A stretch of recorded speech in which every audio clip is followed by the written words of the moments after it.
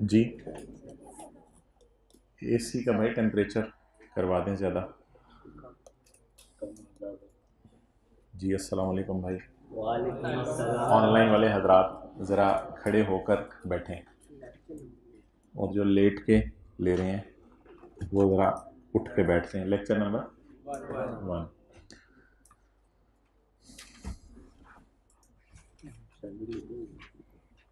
Standard लेके आए हुए हो? अच्छा।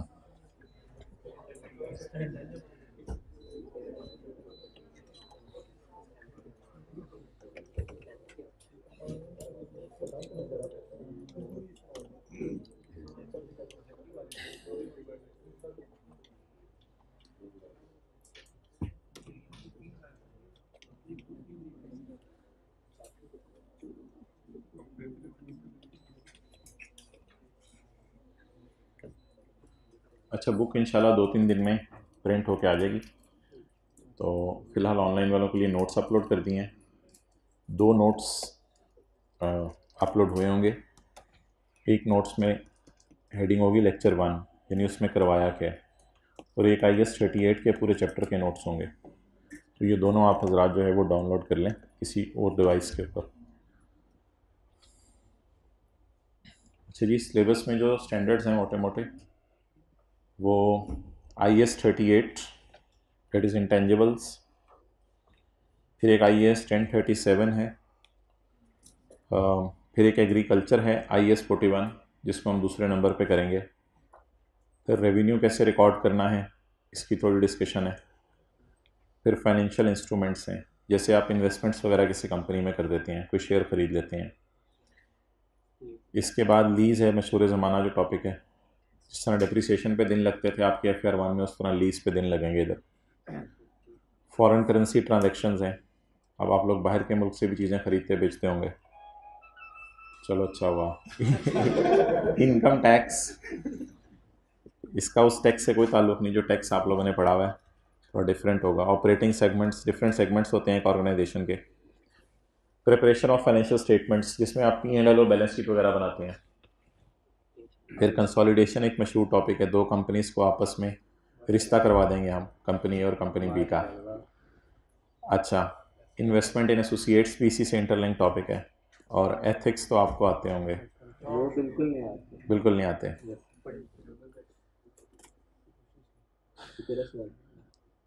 अच्छा, इसकी ग्रिड भी है लेकिन उसकी अभी डिस्कशन की ज़रूरत नहीं है। तो लेक्चर अप्रॉक्सीमेटली 2 घंटे का हुआ करेगा, और जो ऑनलाइन वाले हजरात हैं वो अगर एक लेक्चर भी किसी दिन छोड़ देंगे तो याद रखिएगा वो अपने आप को बहुत पीछे ले जाएंगे।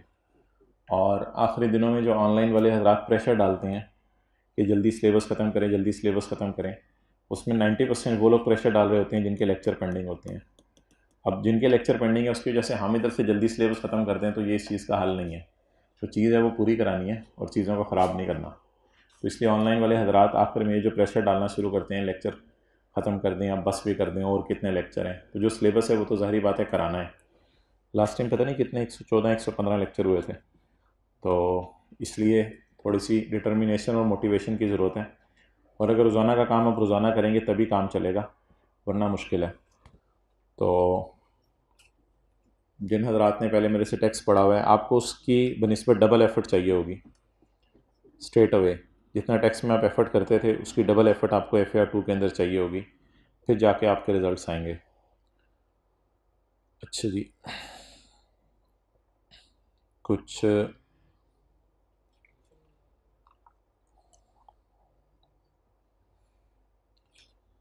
क्या की वेबसाइट पे एक मार्किंग स्कीम अपलोड होती है जो FAR 1 के अंदर शायद आपने कभी ज़िंदगी में देखी हो। तो इसमें डिफरेंट स्टेप्स के मार्क्स होते हैं। जैसे कोई टॉपिक है, उसमें प्रॉपर्टी प्लांट एंड इक्विपमेंट की फ़िगर निकालनी है, उसमें ज़्यादा एडजस्टमेंट से इसने 2.5 मार्क्स रखे हुए हैं। फिर कोई लाइबिलिटीज़ कम होंगी, उसके 1.5 मार्क्स रखे हुए हैं। ये कोई चीज़ है कंसोलिडेटेड रिजर्व, इसमें ज़्यादा चीज़ें होंगी।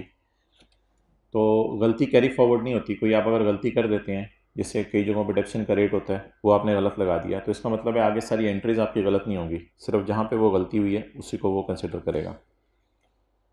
बाकी ये पिछली अटैम्प्ट के एग्जामिनर कमेंट्स होंगे, ऑटम 2022 ही बनती है। तो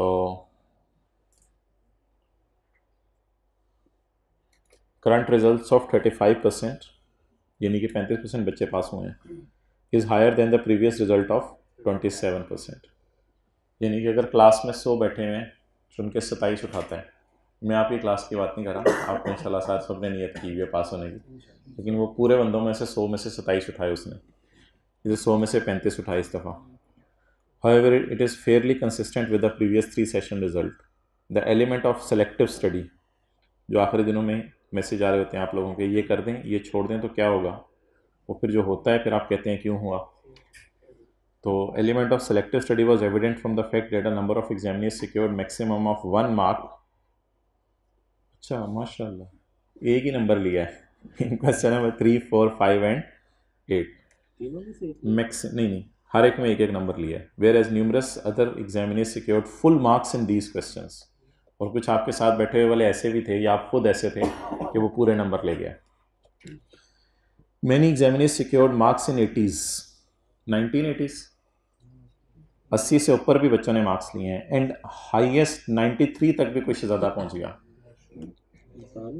क्या इंसानी था। हाँ इंसानी था। Examiners generally secured good marks in 2 to 3 questions but failed to obtain reasonable marks in remaining question. Lack of practice, एक तो विटामिन की कमी होती है, एक प्रैक्टिस की कमी होती है, was evident in answer scripts as many examiners were found struggling to obtain easy marks available in the paper. Also workings were mostly haphazard, यानी वर्किंग आप करके रेफरेंस नहीं देते और एग्जामिनर को कहते हैं ढूंढो ये फिगर कहाँ से आई है। And consequently partial marks could not be awarded as the trail for calculations was not available। यानी कि एग्जामिनर ढूंढना चाह रहा था उन चीज़ों को, लेकिन पता नहीं चल रहा था वो चीज़ें कहाँ कहाँ से उड़ के आ रही हैं। आप कैलकुलेटर पे ही प्लस माइनस करके उन चीज़ों को लिख रहे थे। अच्छा जी,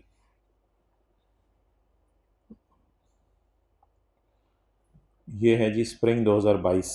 the overall result is 27%, significantly lower than previous sessions result. किसी एक सवाल में 10% मार्क्स भी आए हैं, 10% बच्चे पास हुए हैं। अच्छा, उससे पहले रिजल्ट 46% भी रहा है।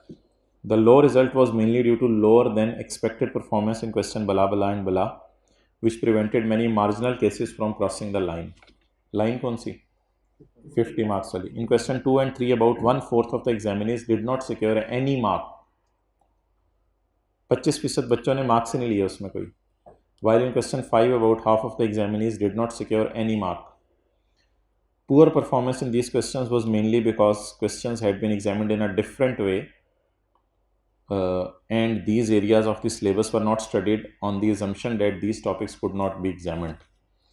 Despite poor result, there were many examinees who secured marks in 80s and even as high as 90 marks. तो एक तो रीज़न होगी लैक ऑफ प्रैक्टिस और दूसरी रीज़न होगी selective study. An overall passing percentage of 46% is any than the result of 35। Examiners perform well in section A comprising of short questions but the performance in section B was poor. The highest आंखें बंद करके खोलें 97 marks. तो आप ही कोई दाएं बाएं बैठा होता है पता नहीं कहाँ निकल जाता है, और टेस्टों में पता चलना शुरू हो जाता है आपको, किसी के आ रहे होते हैं 10 नंबर, किसी के आ रहे होते हैं 25/25। Poor performance was witness in question blah blah and blah, though the difficulty level of question was on higher side. आई कैप कहते हैं मानता हूँ मैंने कर दी थी बच्चों के साथ। The poor performance in question 8 was unexpected as a similar question had already been examined. चलें छोड़े पड़े, इसको साइड पे रख दो। आप आए हो माशाल्लाह, साइड पे रख दो।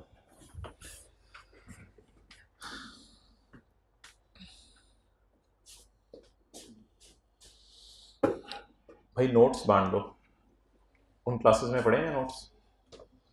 ठीक है, पॉज कर दो ज़रा, पॉज कर लोगे? अच्छा जी,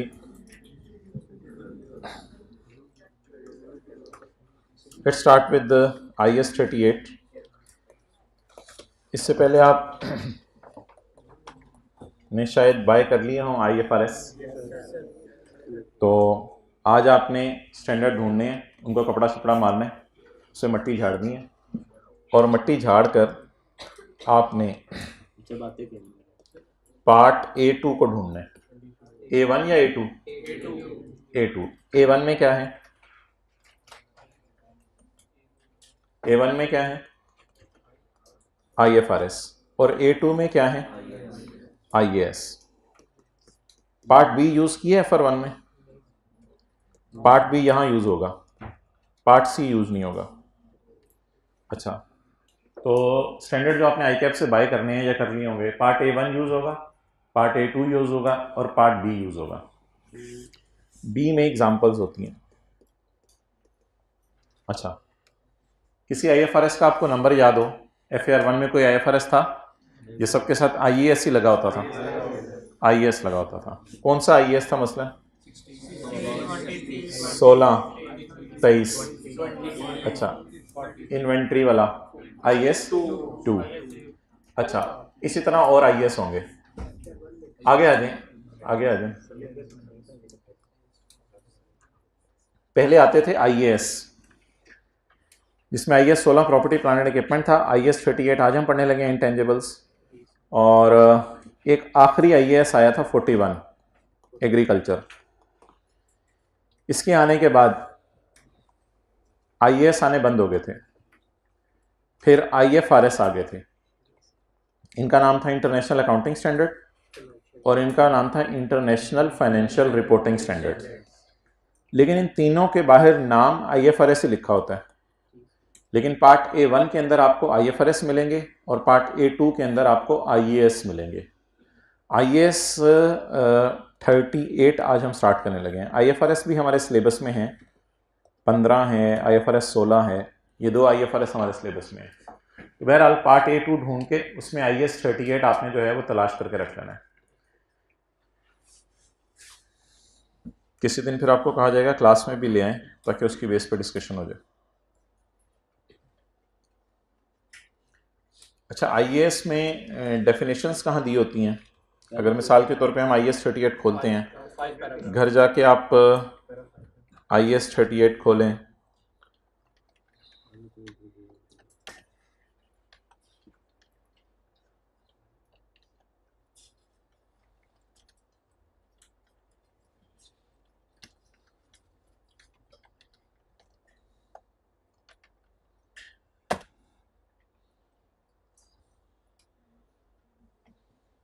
ये आपको मिलेगा IAS 38।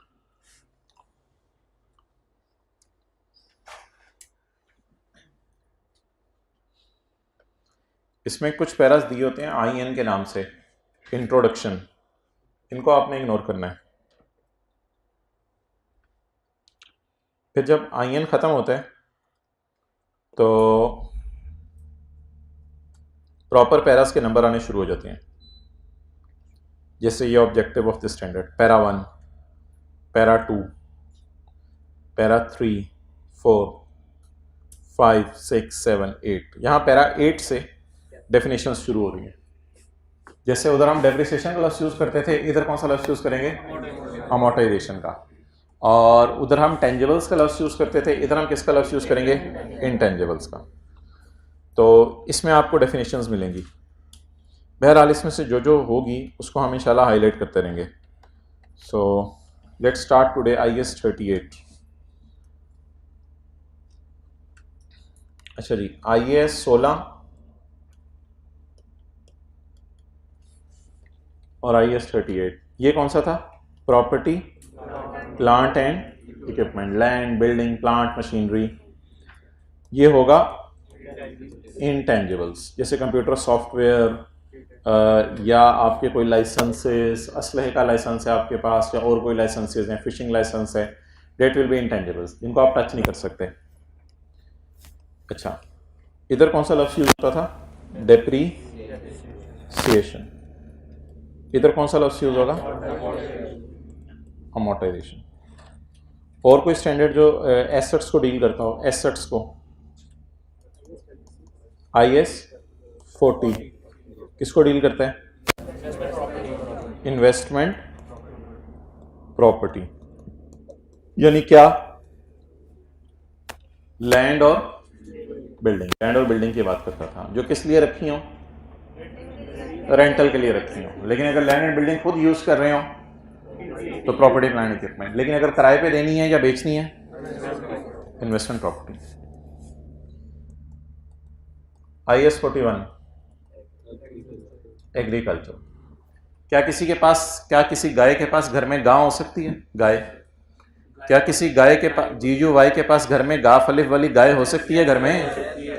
तो अगर कोई बंदा गाय रखी हुई है और मोहल्ले में दूध बेचता है तो उसके जो गाय होगी वो गाय पीपी है, वो गाय पीपी है, प्रॉपर्टी प्लांट एंड इक्विपमेंट है। वो गाय इंटेंजेबल है, ना छुओ मुझे, वो इंटेंजेबल है, छुएबल नहीं है, छुएबल नहीं, छुएबल, छुएबल नहीं है, छुएबल है। You can touch the gum, you can check her teeth. Okay, अगर वो बुरा ना बनाए तो यू कैन चेक हर दुम। अच्छा, तब वो टांग मार देगी। अच्छा, और कोई स्टैंडर्ड जो एसेट्स को डील करता हो? IAS 2 किसको डील करेगा? इन्वेंट्रीज को डील करेगा। और कोई स्टैंडर्ड? IFRS 9 एक है, IFRS 9, ये डील करेगा फाइनेंशियल इंस्ट्रूमेंट्स को। किसको?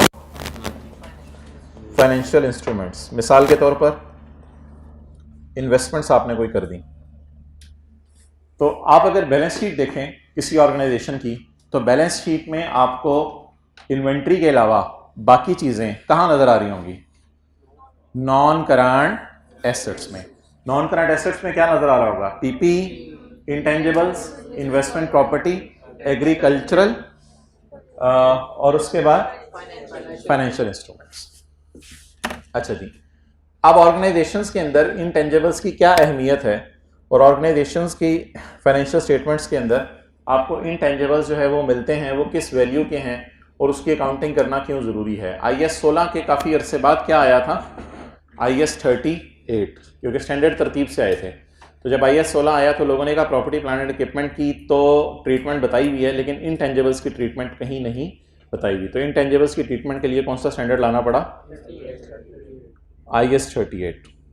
और IAS 38 के बाद कहीं जाके मज और गां की बात हुई। ओके, अब अगर हम कोई फाइनेंशियल स्टेटमेंट्स देखें किसी कंपनी की, जैसे ये पैकेजेस की फाइनेंशियल स्टेटमेंट्स हम खोलते हैं। पैकेजेस एक कंपनी है पाकिस्तान में, इसकी फाइनेंशियल स्टेटमेंट्स में देखते हैं कि बैलेंस शीट में कौन से नॉन करंट एसेट्स आ रहे हैं। पैकेजेस लिमिटेड, आंखों को ऐसे ऐसे करो फिर सही नजर आने लग जाएगा। करते रहो, जब सही होगा मैं बताऊंगा।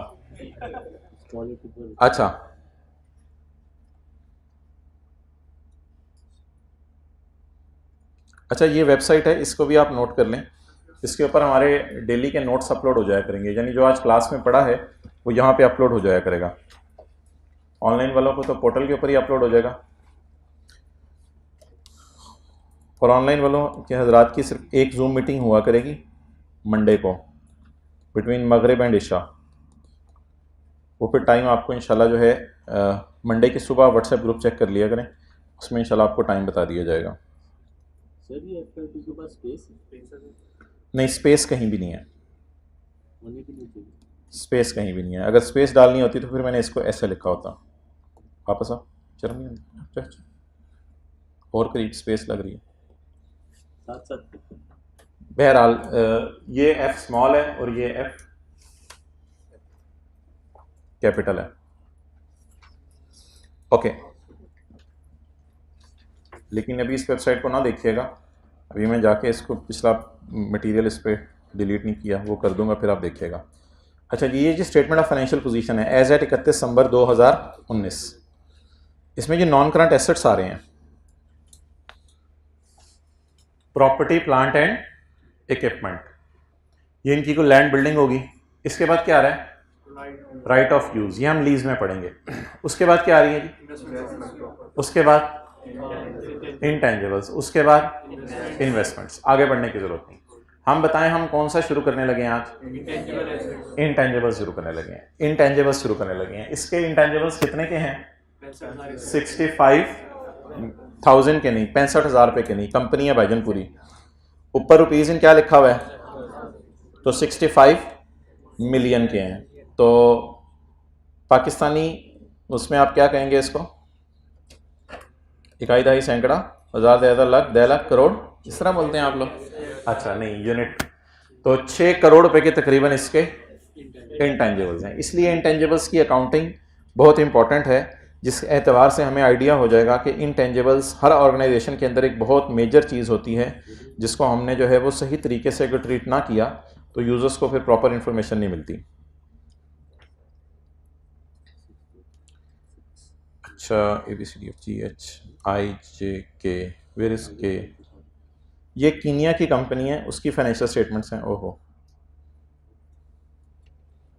चलें ये फिर देख लेंगे। हो गया।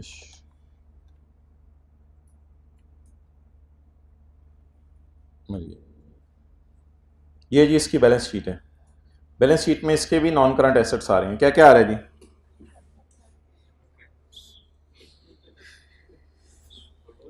Slow property, plant and equipment. Oh, biological asset, मज, गां, साथ साथ मोबाइल यूज हो रहा है, मतलब फैसिलिटी, बायोलॉजिकल एसेट्स।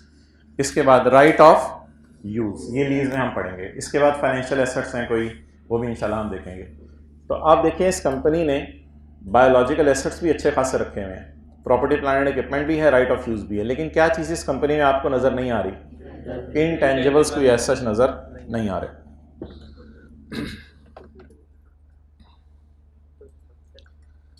नेक्स्ट जी,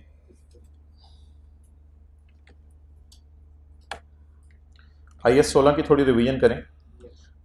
किताब में जो नोट्स हैं पेज नंबर 204 निकालें।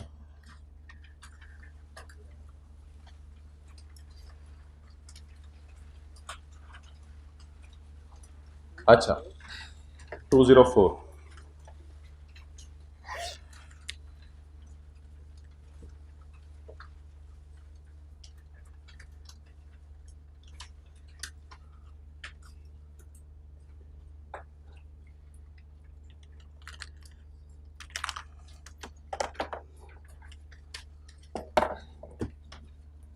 Cost of separately acquired intangible asset comprise.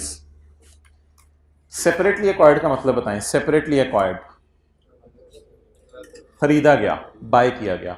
क्या आप दुकान पे जाके सॉफ्टवेयर खरीद सकते हैं? क्या आप दुकान के ऊपर जाके एक CD बाय कर सकते हैं? तो that is called as software. अच्छा, अब CD एक सॉफ्टवेयर है या हार्डवेयर है? असल में CD के अंदर जो चीज़ है हम उसकी प्राइस पे कर रहे हैं, वरना CD तो 10 रुपए की भी शायद ना हो, वो जो मटेरियल है। तो असल में CD के पीछे जो बेनिफिट छुपा हुआ है, that is called as software. जब आप उसको कंप्यूटर में डालते हैं, that is called as software. तो देखने में आप लोगों को सॉफ्टवेयर में भी कोई टचेबल चीज़ नज़र आएगी, लेकिन इसका मतलब ये नहीं कि वो हार्डवेयर बन जाएंगे। गवर्नमेंट ने आपको असलहे का लाइसेंस दिया है, अब आपके हाथ में एक सफ़ा है, इस सफ़े का नाम है फिशिंग लाइसेंस। क्या ये अब टेंजेबल बन गया, टचेबल बन गया? नहीं नहीं नहीं, असल में वो सफ़ा कुछ नहीं है, बल्कि उस सफ़े के पीछे छुपा हुआ जो राइट है उसकी आप प्राइस पे कर रहे हैं या कागज़ के टुकड़े की प्राइस पे कर रहे हैं? तो असल में कागज़ का टुकड़ा अगर आप लें गवर्नमेंट से, जिसमें गवर्नमेंट आपको ऑथराइज कर दे कि आप फलां इलाके में जाके फिशिंग कर सकते हैं, तो क्या वो कागज़ का टुकड़ा टच होने की वजह से टेंजेबल बन जाएगा या वो स्टिल इनटेंजेबल रहेगा? तो देखने में कभी कभी आपको लगेगा कि इनटेंजेबल्स वाली चीज़ें टचेबल हैं, but these are not touchable. उस कागज़ का टुकड़ा तो 1 रुपये का आपको कहीं से मिल जाएगा, उसके पीछे जो पावर छुपी हुई है, जो साइन हुआ हुआ है, उसके पीछे जो पावर है, उसके आप पैसे पे कर रहे हैं। इसी तरह अगर आप CD बाय करते हैं तो CD तो 10 रुपये 20 रुपये की आपको मिल जाएगी, लेकिन आप जो है वो 10,000 रुपया दे के क्यों खरीद रहे हैं? क्योंकि इसके अंदर CD में जो गेम है या CD के अंदर जो सॉफ्टवेयर है, असल में आप किसकी प्राइस पे कर रहे हैं? उसकी प्राइस पे कर रहे हैं या CD की प्राइस पे कर रहे हैं? उसकी प्राइस पे कर रहे हैं। तो what is called as separately acquired intangible? Bought. Separately acquired intangible क्या होते हैं? बॉट।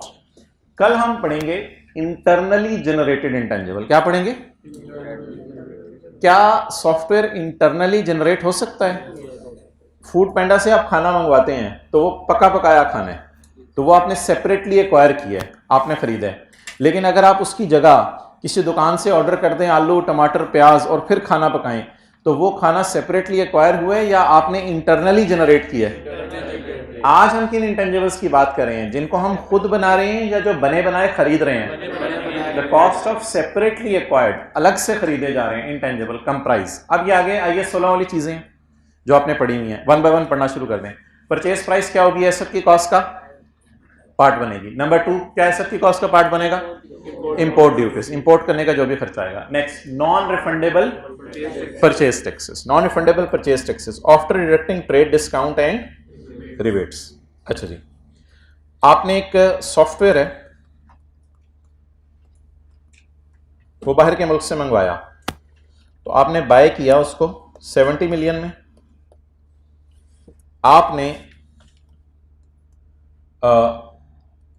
कस्टम ड्यूटी, कस्टम लिखा हुआ था, क्या लिखा हुआ था? इंपोर्ट ड्यूटी लफ्ज़ लिखा हुआ था, इंपोर्ट ड्यूटी। आपने एक सॉफ्टवेयर बाय किया, उसके 70 पे किए, आपने इंपोर्ट ड्यूटी उसकी पे की 10, फिर आपने जो है वो उसका कोई नॉन रिफंडेबल टैक्स पे किया, नॉन रिफंडेबल टैक्स 3 रुपए, फिर आपने कोई रिफंडेबल टैक्स पे किया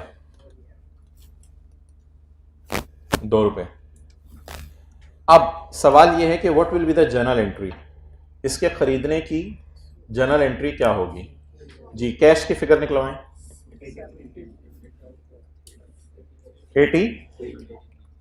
80 कैश आपकी जेब से कैश कितना गया? 85। अच्छा, अब आपने डेबिट करना है। डेबिट किसको करना है आपने?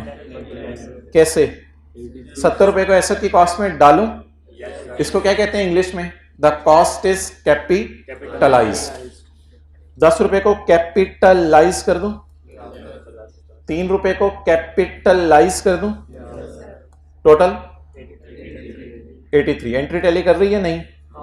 बैलेंसिंग फिगर कहां डालूं? 2 रुपए वाली रिसीवेबल में डालूं या एक्सपेंस में डालूं?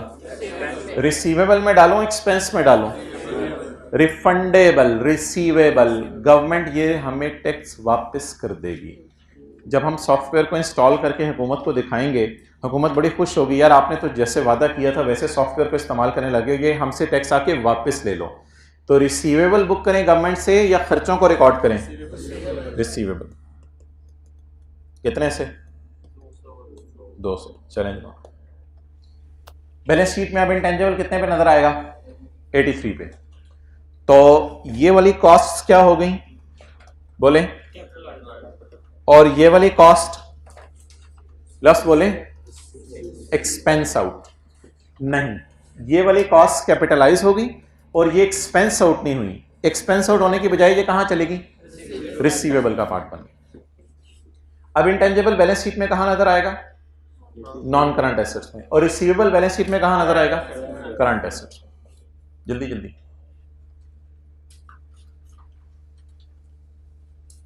रजिस्टर निकाल लें, कल ही अब्बू ने नया लेके दिया है।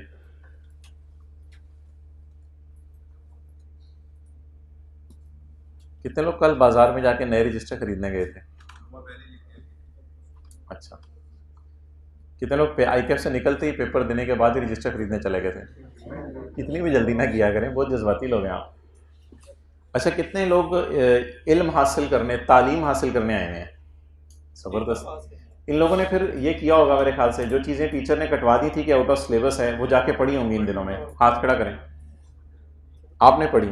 लगता नहीं, वैसे खड़े हो गए, खड़े हो जरा। क्या चीज़ कटवाई थी? हाँ, फिर किसने? सुरमैर ने कटवाया था। क्या? कैश फ्लो का? ठीक है, तो आपने वो इन दिनों में सीखा? समझाओ। वो कह रहे हैं टॉपिक ही और था। बैठ जाओ, अल्लाह आपके भाग लगाए। ओके, अच्छा, FAR 2 ने बस डेली पढ़ना है, ये सबसे बड़ी बात है। डेली जो पढ़ लेगा, चीज़ें थोड़ी सी ज़्यादा हैं लेकिन छोटी छोटी हैं, छोटे छोटे कॉन्सेप्ट्स हैं, थोड़े से ज़्यादा हैं। तो ये ना एक्सपेक्ट कीजिएगा एक ही पैटर्न के ऊपर सवाल आता है। टेस्ट में भी डिफरेंट पैटर्न पे सवाल आ सकते हैं, जो मैं सवाल कर रहे होंगे वो कुछ और होंगे, टेस्ट में कुछ और आ जाएगा। इसका मतलब ये होगा कि आप में वो स्किल डेवलप करने की कोशिश की जा रही है, तो इसलिए स्टे ट्यून्ड। और पेपर में बड़ा इजीली, कहते हैं R1 में मेरे साथ हो चुका है, अच्छा, तो पेपर में बड़ा इजीली जो है वो आप 50 नंबर ढूंढ सकते हैं, बड़ा इजीली बंदा होना चाहिए। परचेज प्राइस एसेट की कॉस्ट का पार्ट बनेगी, इंपोर्ट ड्यूटीज एसेट की कॉस्ट का पार्ट बनेगी, नॉन रिफंडेबल टैक्सेस एसेट की कॉस्ट का पार्ट बनेंगे। इसका मतलब है कौन से एसेट की कॉस्ट का पार्ट नहीं बनेंगे, refundable taxes, after deducting trade discount and rebate. दुकानदार ने अगर डिस्काउंट दे दिया उसको आप माइनस कर देंगे। आगे क्या लिखा हुआ है, any directly attributable cost of preparing the asset for its intended use. तो मिसाल के तौर पे इसमें आप इंस्टॉलेशन लिख सकते हैं, इंस्टॉलेशन, तो directly attributable cost of preparing the asset for its intended use, क्या जो सोचा हुआ है आपने इसका यूज, तो उसको आपको इंस्टॉल वगैरह कराना पड़ा तो ये भी एसेट की कॉस्ट का पार्ट बनेगा। अच्छा, एग्जांपल्स क्या हैं डायरेक्टली एट्रीब्यूटेबल कॉस्ट की, एग्जांपल्स क्या हैं, cost of employ benefits arising directly from bringing the asset to its working condition.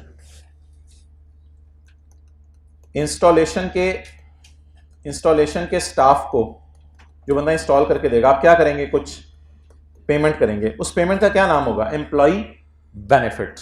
यानी हो सकता है वो आपके एम्प्लॉयज हों और आप उनको इसके ऊपर कुछ सैलरी पे करें, तो लिखें इंस्टॉलेशन स्टाफ को आपने पेमेंट की, तो क्या ये एसेट की कॉस्ट में, एसी इंस्टॉल करवाया तो वो भी एसेट की, एसी की कॉस्ट में क्या होता था, ऐड। अगर एम्प्लॉयज को, अपने ही एम्प्लॉयज को अलग से पैसे देके इंस्टॉलेशन करवाई तो वो भी एसेट की कॉस्ट में क्या होगा, ऐड होगा।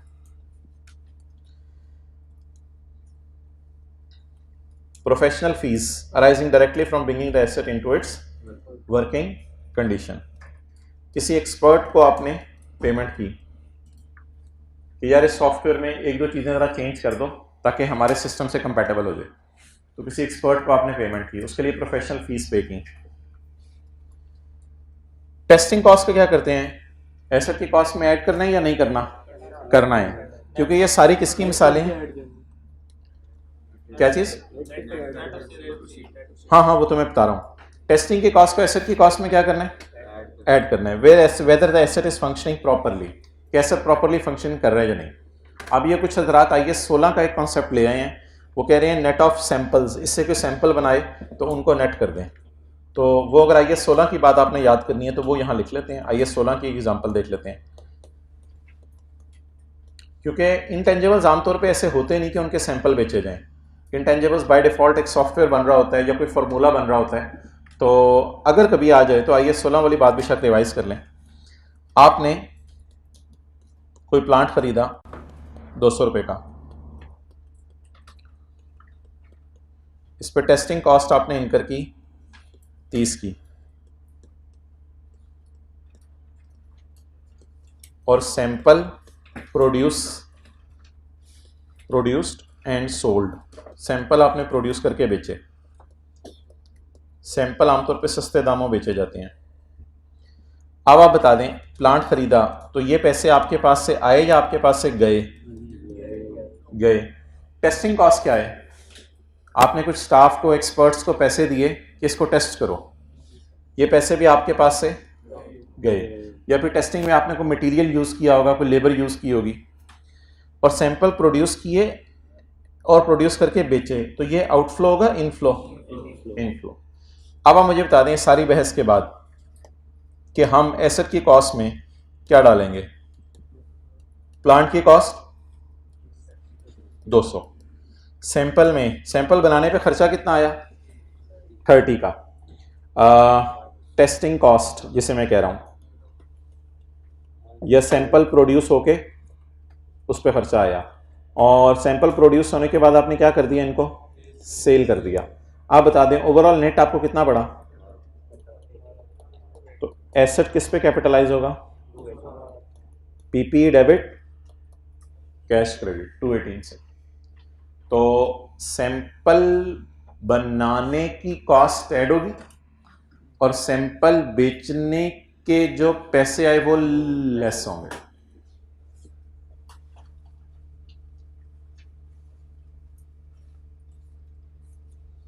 बहरहाल ये तो इन भाई के सवाल के जवाब में दे दिया था, यहाँ ऐसी कोई बात नहीं लिखी हुई इंटेंजिबल्स में, अगर हो तो भी इसी तरह ट्रीटमेंट होगी। कोई कंपनी है दवाइयाँ बनाती है तो शीशी खरीदेगी, गत्ता खरीदेगी, दवाई का मटेरियल खरीदेगी, ये होगी टेस्टिंग कॉस्ट, और फिर दवाइयाँ बना के जब बेचेगी तो बेच के सस्ते दामों जो पैसे आएंगे ये आपका इनफ्लो होगा।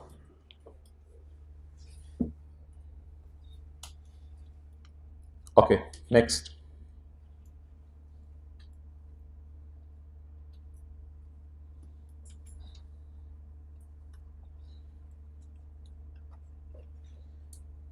examples of expenditures that are not part of cost of intangible.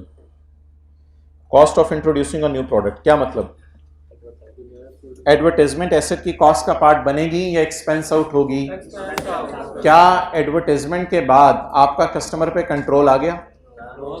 क्या किसी कॉलेज वालों ने आई कैप के पेपर हो रहे थे, बाहर पॉम्फलेट बांटे के अगले सब्जेक्ट आ गए हमारे पास पढ़ो, तो क्या उससे कस्टमर कंट्रोल में आ गया? तो लिखें no control on customer, customer पे हमारा कंट्रोल नहीं है। इस वजह से एडवर्टाइजमेंट को हम कहां डालते हैं? एक्सपेंस में।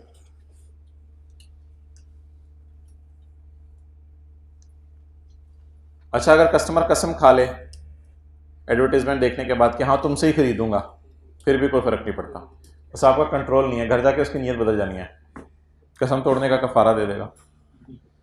आगे चलें, थोड़े थोड़े मसाइल सीख रहे हो आप, मुझे लगता है आजकल। Point number B, cost of conducting business in new location और with a new class of customer. Example given, staff training.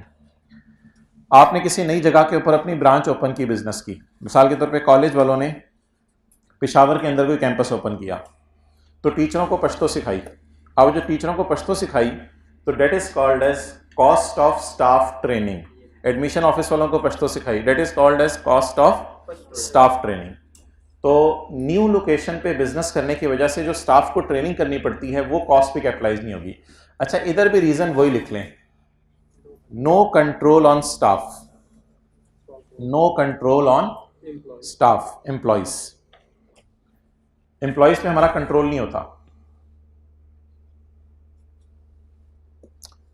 अच्छा, अगर एम्प्लॉय बॉन्ड साइन कर दे, सफ़े पे साइन करके दे दे, मैं 2 साल तक आपके पास रहूंगा और अगर मैं मर गया तो मेरी बीवी बच्चे इधर आके काम करेंगे, अगर एम्प्लॉय ये लिख के दे दे, फिर भी नहीं, क्योंकि एम्प्लॉय अगर ये लिख के दे भी दे तो फिर भी बॉन्ड को भी कैंसिल किया जा सकता है, छोड़ के चला जाए, कोई कंट्रोल नहीं हमारा।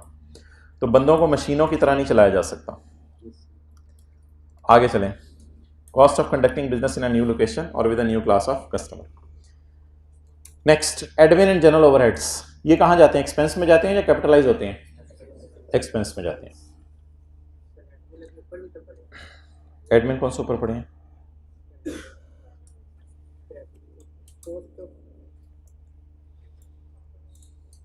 अच्छा जी, आगे चलें। हाँ, स्पेशली अगर आपने एम्प्लॉय को किसी काम के ऊपर लगाया है और वो एक्स्ट्रा एफर्ट करे तो वो एम्प्लॉय बेनिफिट फिर आप ऐड कर दें एसेट की कॉस्ट में। हाँ, इंक्रीमेंटल एक्स्ट्रा वाला ऐड कर दें। ओके,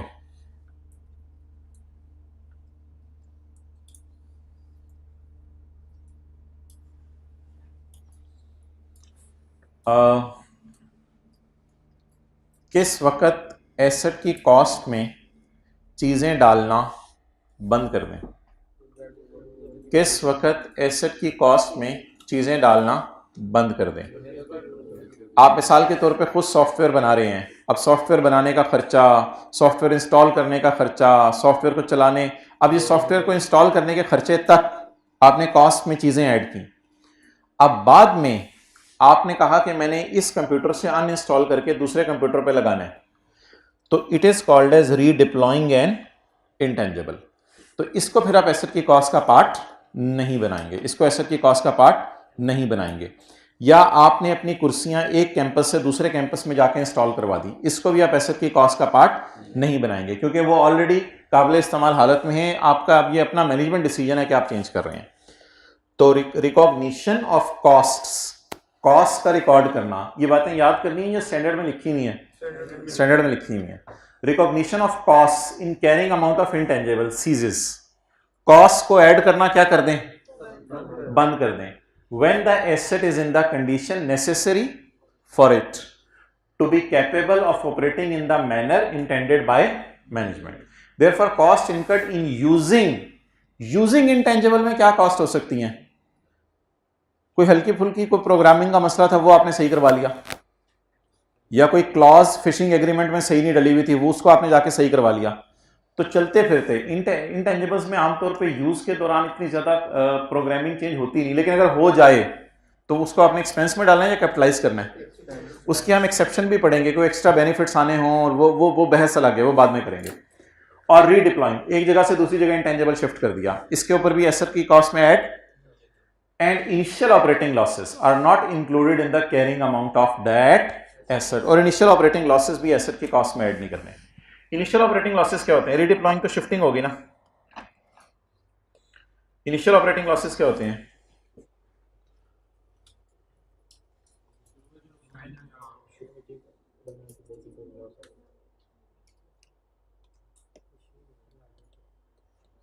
यकम मार्च को आपने इंटेंजिबल बाय किया, यकम मार्च को आपने इंटेंजिबल बाय किया 10,000 का। मार्च से जून तक आपका जो प्रॉफिट एंड लॉस बना उसमें सेल हुई 4,000 की और खर्चे हुए 4,200 के। जून आपका ईयर एंड आ गया, कितना नुकसान हुआ? ये इनिशियली ऑपरेट करने पे क्या हुआ है? लॉस हुआ।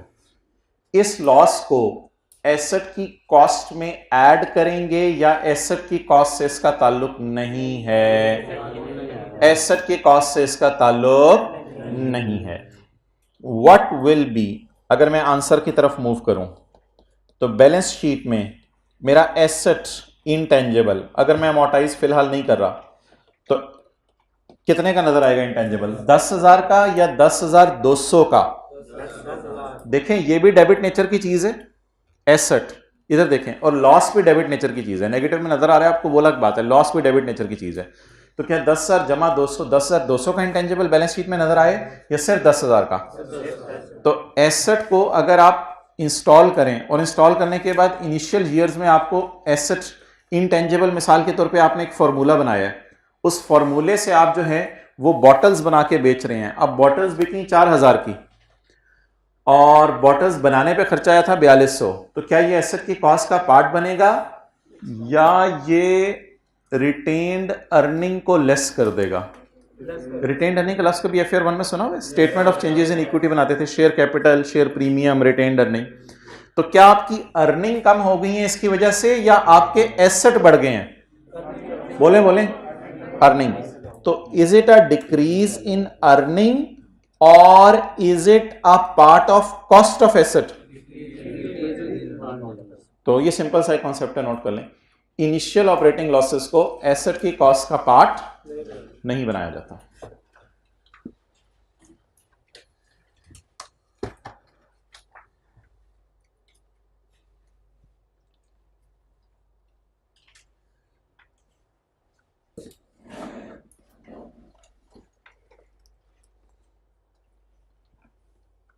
ओके ठीक है जी, अब ये डिस्कशन ओवर होगी। अब हम एक न्यूमेरिकल करने लगे हैं शुरुआत।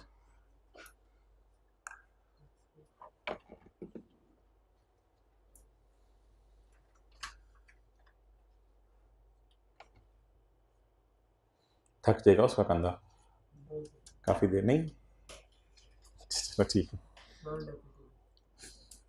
लेकिन इम्पेयर तो हो सकता है। अच्छा चलें जी आगे।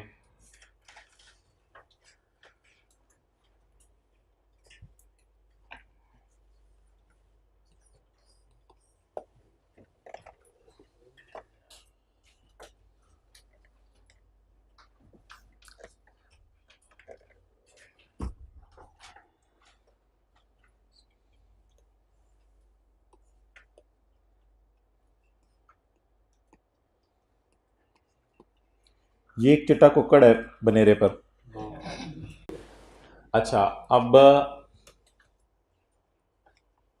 आता प्यारा नहीं। बात बढ़ जाएगी फिर। ये आपने खरीदा था 800 रुपये का, कुकड़ी कर लें, नहीं मिसाल देनी है ना। तो ये आपने खरीदी थी, खरीदा था, खरीदी थी ये आपने खरीदी थी 800 रुपये की। फिलहाल डेप्रिसिएशन वगैरह सब छोड़ दें, ये तो बायोलॉजिकल एसेट है, समझने के लिए मिसाल दे रहा हूँ। इससे आप कैसे कैसे फ़ायदा ले सकते हैं? सवारी का फ़ायदा ले सकते हैं। अच्छा, इससे दो फ़ायदे बताएं, किस तरीके से फ़ायदा ले सकते हैं? एक, आप इसको आज बेच दें, या फिर आप इसको पालें। पालेंगे तो क्या आएंगे? ये तो काले कौन से अंडे होते हैं? काले तो नहीं होते।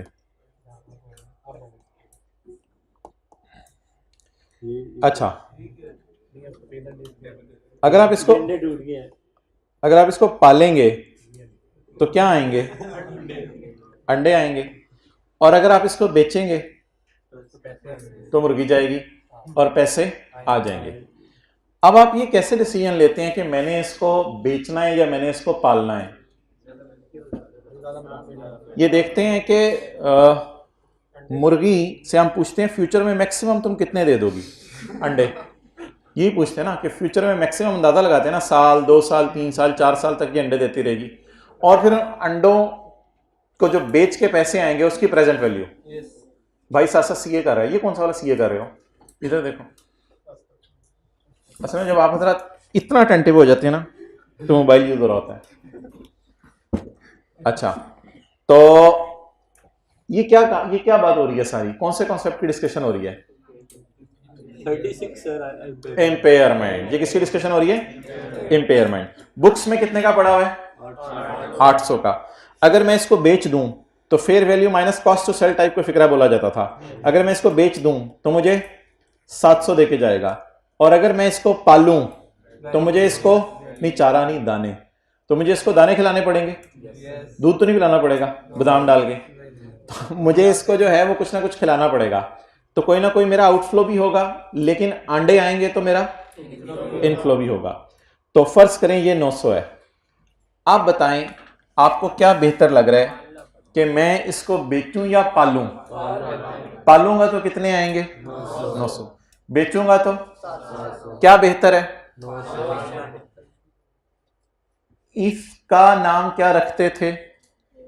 Fair value minus cost to sell. इसका नाम वैल्यू इन यूज। इन दोनों में से हायर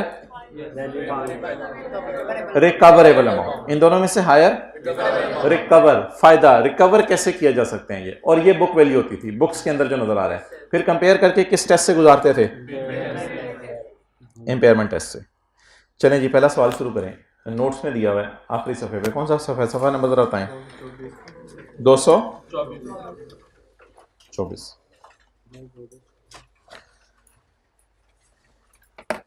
ये 2 दिन तक आपको नोट्स दिए जाएंगे, फिर उसके बाद बुक आ जाएगी।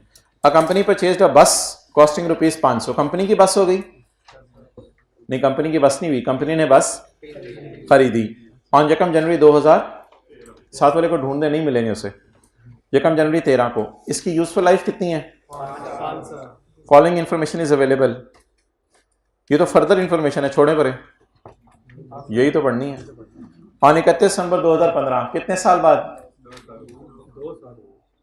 यार मैं जा रहा हूं, FR1 दोबारा पढ़ के आए, कोई खुदा का खौफ करें। ऑन 31 दिसंबर 2015, बोले पूरा 13, पूरा 14, पूरा 15, बोले 3। चलें वापस आगे चलते। 3 साल बाद एक कंपेटिटर मार्केट में आ गया। मिसाल के तौर पे हम थे न्यू खान, ओल्ड खान नहीं, हम थे न्यू खान, और कंपेटिटर आ गया यू टोंग, तुम्हारी टांग। यू टोंग कंपेटिटर आ गया है ना, लाल कलर की होती है, अंदर से ग्रे सीटें। On 31 December 15 Yutong came in market, so we decided to check our bus. तो हमने सोचा अपनी मुर्गी को हिला के चेक करें फॉर इंपेयरमेंट टेस्ट। ऑन 31 दिसंबर, अच्छा पहले मुझे बता दें कि बस की बीवी होती है बुक वैल्यू। बस की सीए भी होती है कैरिंग अमाउंट, तो बीवी और सीए एक ही चीज है। अच्छा दोनों ही मुश्किल है, हाँ दो भी। मैं बुक वैल्यू और कैरिंग अमाउंट की बात कर रहा हूं, आप किसकी बात कर रहे हो? आप इसी। अच्छा तो दोनों मुश्किल क्यों है? कॉस्ट माइनस से कम रिडक्शन। ये इंपेयरमेंट टेस्ट परफॉर्म होने लगा है किस दिन? 31 दिसंबर 15। कितने दिनों में रनिंग में आ जाएंगे आप पढ़ाई की रूटीन दोबारा? आज से रनिंग में गरारियां सेट करा ली हैं सारी अपनी, मोबाइल शोबाइल फारग कर दिए। ये एक दूसरी क्लास से मोबाइल में लेके आया हूँ, एक आप लोगों ने भी देना है। सजा उनको ये मिली थी कि उन्होंने टीचर से भी बड़ा मोबाइल रखा हुआ था। ये देखें। अच्छा आपका क्या कह रहे हैं? Book value. अच्छा जी कॉस्ट। भाईजान बस है, बसी है, आपने पूछा कि 500 रुपए की कौन सी बस आती है? अच्छा बसी की कॉस्ट 500, इसकी लाइफ 5 साल। हर साल कितनी डेप्रिशिएट होगी? 100 रुपए। तो 500 डिवाइड बाय 5 100, तो कितने साल डेप्रिशिएट हो चुकी है? पूरा 13, पूरा 14, पूरा 15। कॉस्ट बोले 500। जब मैं 500 को डिवाइड करूंगा 5 से तो कितने साल की डेप्शन आएगी? 1 साल की। मुझे कितने साल की चाहिए? साथ वाले के बैग से कैलकुलेटर निकालें। 200। मुझे बता दें इस बस की बीवी कितनी है? 200। किस दिन? 31 दिसंबर 15। इसको किससे कंपेयर करूं? रिकवरेबल अमाउंट से। Recoverable amount is higher of fair value minus या वैल्यू इन यूज। ओके अच्छा जी यहां तक नोट करें। अब आपकी डिस्काउंटिंग की रिवीजन करनी है, फिर आगे चलता हूं मैं।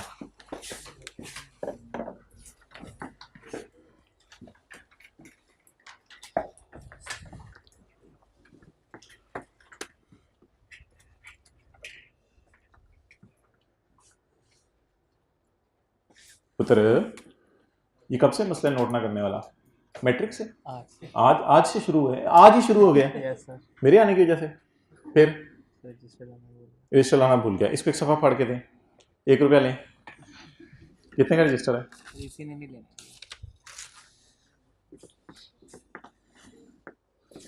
कैसा है फरमान का पेपर हुआ था? बेहतरीन सर। जबरदस्त माशाल्लाह। आप भी देखे आए हो?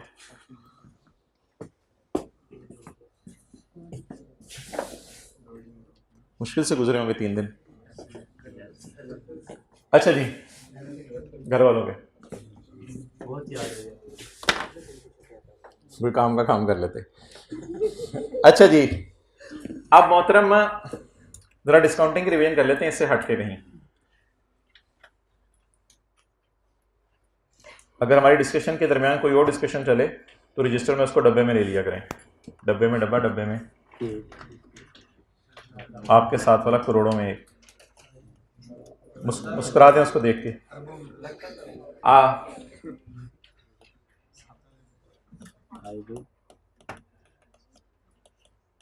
I will receive rupees 600 for 4 years at end of each year.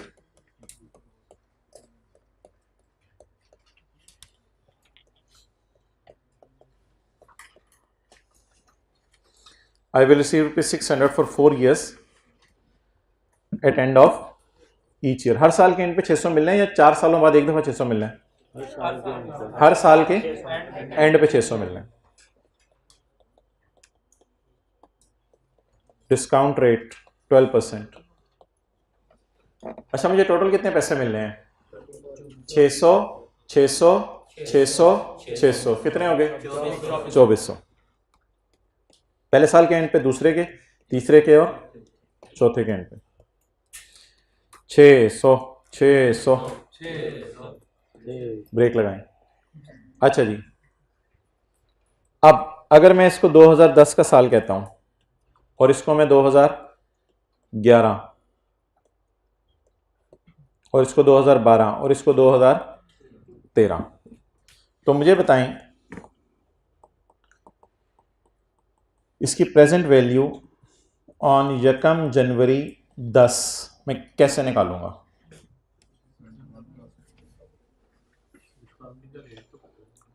Discounting का रेट तो बताएं। पहली क्लास में जूते उतरवा रहा है सर, अच्छे लगे जी, बोले करना पड़ेगा। करना पड़ेगा नहीं, मुझे ले जाना पेपर में। 1 minus 1 plus i raise to power divided by i या आई आई। आजकल तो बच्चे बच्चे खार बोल रहे हैं, आप लोग भी कार बोल रहे होते हैं। ट्राई करें, वापस इधर आ जाए। अच्छा जी, 1 प्लस आई है 12%, तो मैं लिख दूं 1.12 और बोले रेज टू पार कितनी दफा, पंजाबी वाला दफा नहीं, उर्दू वाला, कितनी दफा, बोले कितनी दफा 600 मिलना है? 4 दफा। तो रेज टू पार -4, ये फॉर्मूला है ना एनओटी का, डिवाइडेड बाय, बोले बोले बोले बोले, ये लाइन पूरे के नीचे है?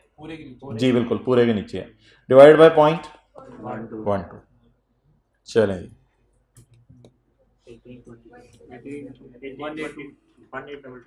1822।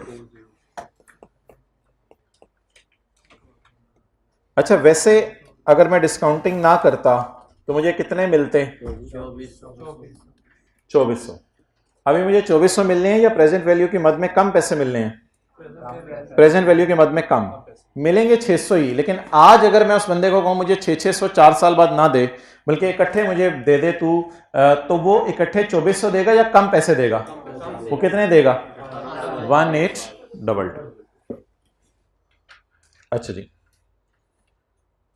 नोट कर लिया इसको? अच्छा, ज्यादा शर्माते तो नहीं आप लोग? बहुत शर्माते। एक खोता वर्क भी है, डंकी वर्क, वो क्या है? खोता वर्क बताएं, प्रेजेंट वैल्यू ऑन 1 जनवरी 10। चाहे खोते पे जाएं चाहे जहाज पे जाएं, पहुंचेंगे उधर ही पहुंचे। खोता लेट लेके जाएगा, जहाज जल्दी ले जाएगा, बस ये फर्क है दोनों जहाज ही। अच्छा, आप बताएं कैसे डिस्काउंटिंग करें?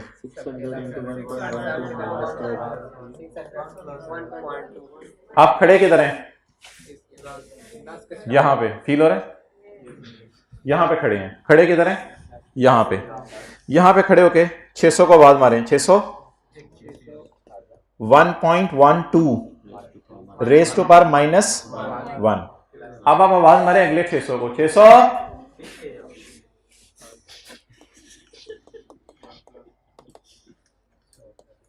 अब आप अगले 600 को आवाज मारे, 600।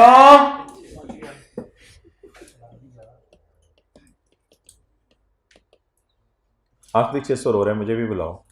अब आप आखिरी 600 को आवाज मारे, 600। थोड़ी सी आवाज आहिस्ता कर लें ऑनलाइन वाले।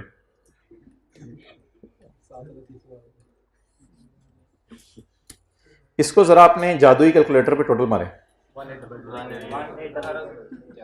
तजर्बा करें ना, चेक तो कर लें भाईजान। थोड़ी सी सुस्ती करेंगे ना आप FAR 2 में, याद रखिएगा बड़ा नुकसान होगा। हल्की सी भी आपने सुस्ती नहीं करनी, एक एक चीज को आपने कैलकुलेटर पे चेक करना है, घर जाके उसकी कैलकुलेशन करनी है। फिगरें आउट होने से पूरा सवाल जो है वो आपके लिए संभालना मुश्किल हो जाया करेगा। एक एक चीज को बड़ा अटेंटिवली समझें और लें जी। 1822। तो ये दोनों तरीके नोट कर लें।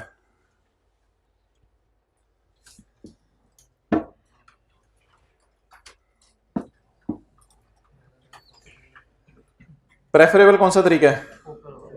ऊपर वाला। दूसरे के साथ लिख लिया खोता वर्क, रजिस्टर के पहले सफ़े पे ही खोता लिख लिया है, हाथ दो भी। कोई रजिस्टर खोले पता नहीं कहाँ पड़ रहा है। हम बच्चे को उठवाने आए हैं आज।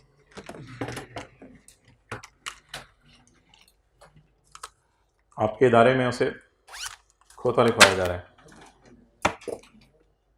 स्मार्ट वर्क करना है, खोतों की तरह वर्क करना है। हार्ड वर्क भी जरूरी है साथ।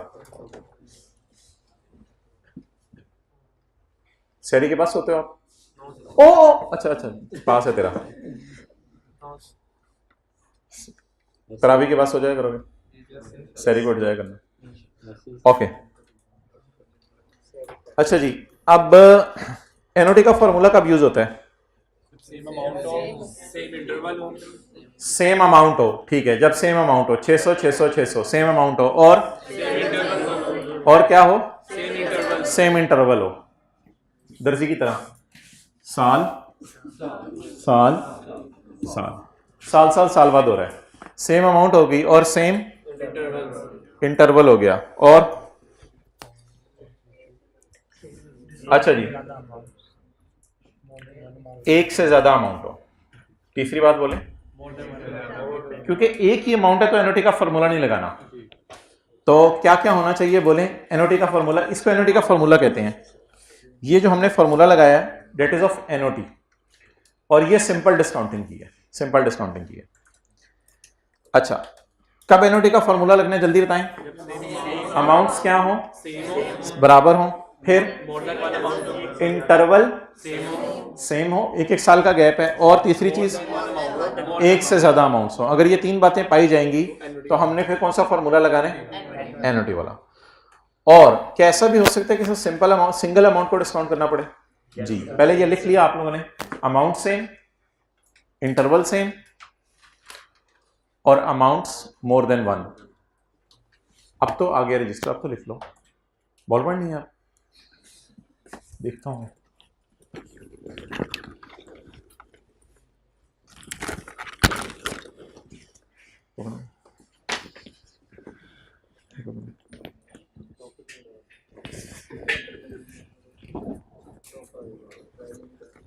ये पकड़ो, ये पकड़ो,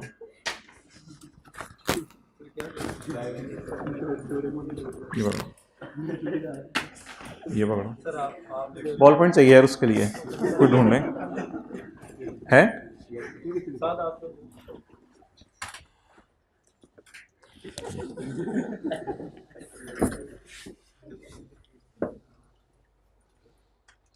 अच्छा जी, गलती से बैठ गया मैं। अब आप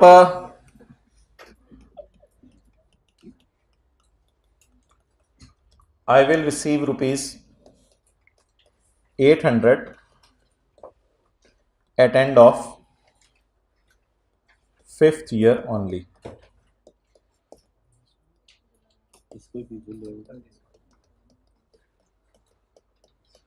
Discount rate 13%. I will receive ₹800 at end of 5th year. 5वें साल के एंड पे मैं रिसीव करूंगा 800।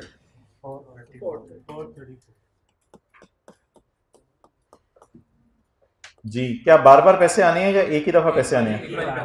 एक ही बार पैसे आने हैं जी। प्रेजेंट वैल्यू आप निकालें। 434। अमाउंट सेम नहीं है, अमाउंट है ही एक, इंटरवल भी तो सेम नहीं है, बस एक ही अमाउंट आ रही है, और अमाउंट भी एक ही, एक से ज्यादा नहीं है।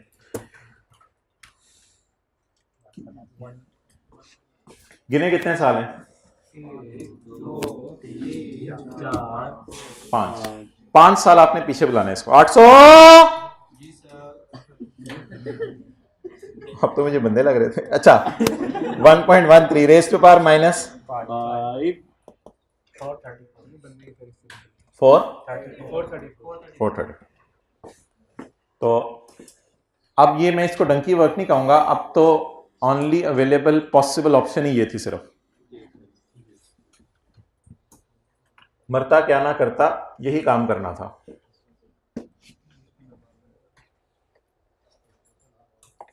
तैयारी कर ली रोजों की? चलो गुड।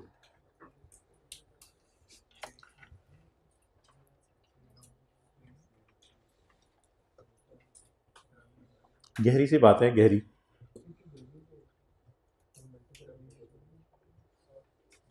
जो गुनाह ज़्यादा करता है उसको रोज़े में भूख भी ज़्यादा लगती है।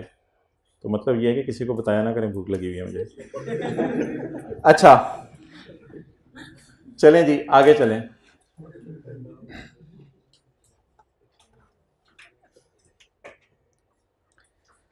अब सवाल की तरफ वापस आ जाएं जितने दी। ना ना हो सकता है किसी की पहला इंटरेक्शन हो मेरे साथ, तो वो क्या सोचेगा। पॉइंट नंबर 2, ऑन 31 दिसंबर 2015, पूरा 13, पूरा 14, पूरा 15 तक कैसे 3 साल इस्तेमाल हो चुका था, 2 साल इसकी बकाया लाइफ रह गई थी। On 31 December 2015 future cash flows are estimated as follows. अच्छा पहले मुझे बताएं बस खरीदी कब है? 13 में, तो 5 साल चलनी है। 13, 14, 15 में तो कंपेटिटर आ गया, लेकिन हम फिर भी बस चलाएंगे क्योंकि हम हैं, बस की बस करा देंगे। 16 और 17, तो ये 5 साल बस चलनी है। ऑन 31 दिसंबर 15 फ्यूचर में ये एस्टिमेटेड कैश फ्लोज हैं। हर साल इनफ्लो कितना होगा? 70, सवारियों से किराया आएगा। और आउटफ्लो कितना होगा? 15। ये किसका होगा? पेट्रोल का, ड्राइवर की तनख्वाह, ये वो बला बला। अच्छा at the end of life किस वक्त? वो बोले 31/12/17 को। क्यों? खरीदा कब है? 13, 14, 15, 16, 17। At the end of life लिखें एट ऑन 31 दिसंबर 17 बस कैन बी सोल्ड एट ₹25। बस कितने की बिकेगी? 25 रुपए की। और बस को बेचने का खर्चा कितना आएगा? हो सकता है किसी को कमीशन देना पड़े जो अच्छी प्राइस में बस बिकवा दे। तो if we sell bus today, इसको छोड़ें, अभी मुर्गी को बेचना नहीं है, फिलहाल अंडों वाली बात कर लेते हैं। अब आप मुझे बताएं इस सवाल को सामने रखते हुए कितने साल बस यूज हो गई है? 3 साल। कितनी रह गई है? 2 साल। As on 31/12/15 future cash flows, यानी 16 और 17 की बात हो रही है। Future cash flows are estimated as follows. फ्यूचर में मुझे कितना आना है? लिखें फ्यूचर में कितना आना है मुझे? 55। 2016 में भी 55 और 2017 में भी 55। अच्छा भाई इसमें हम अजम्पशन लेते होते हैं कि ये पैसे साल के एंड पे आने हैं।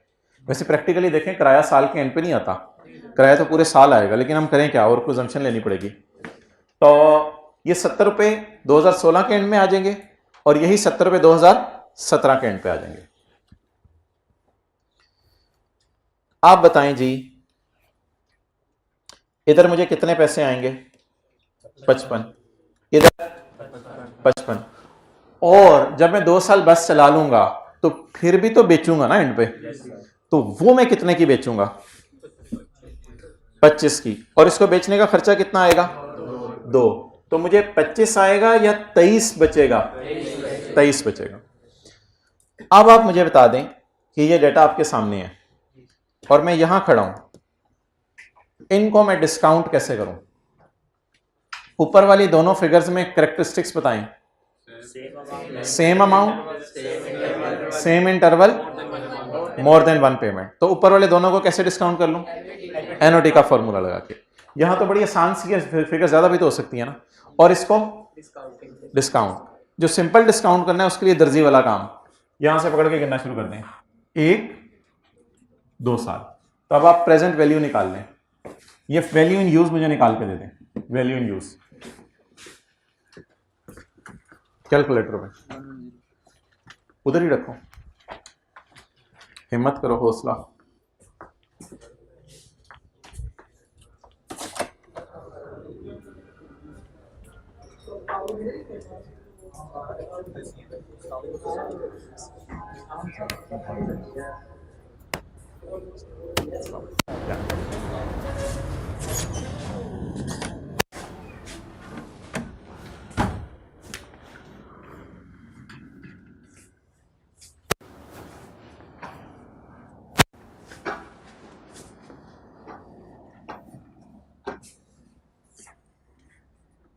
कैलकुलेटर निकाला ना वैल्यू? अच्छा कर लिया। और कोई सवाल किसी?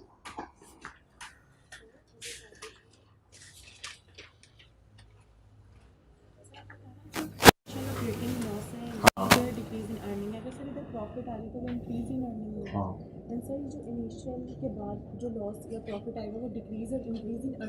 वो हाँ हाँ बिल्कुल, वो फिर भी नहीं नहीं नेवर।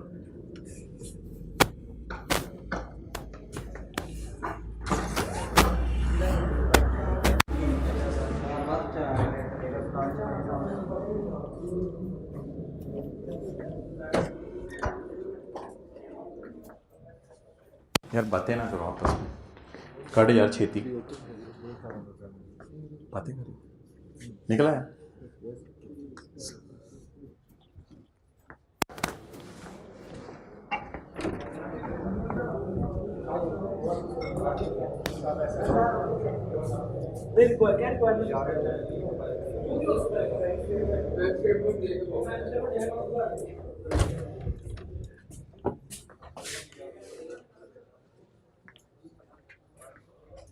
नए दोस्त बनाने हैं या पुरानों पे गुजारा चला रहे हैं?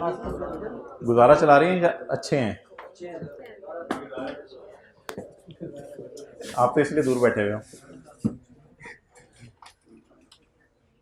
अच्छा जी, 55 को बुलाना है इधर और इधर, तो इसलिए इसके ऊपर हम एनओटी वाला फार्मूला लगा लेते हैं और 23 को डायरेक्ट इधर बुलाना है। इस पर कौन सा फार्मूला लगा लेते हैं?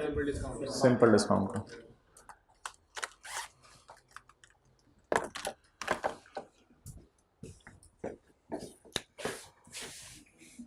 वैल्यू इन यूज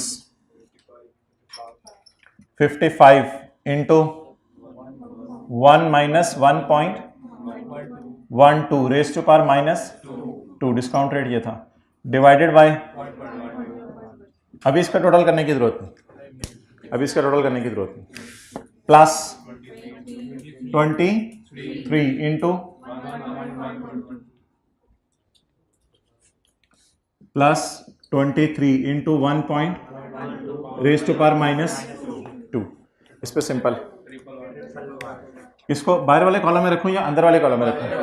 अंदर वाले कॉलम में रखें ताकि एंड पे हमें पता चल जाए। जी बोलें। 111। हाँ जी क्या?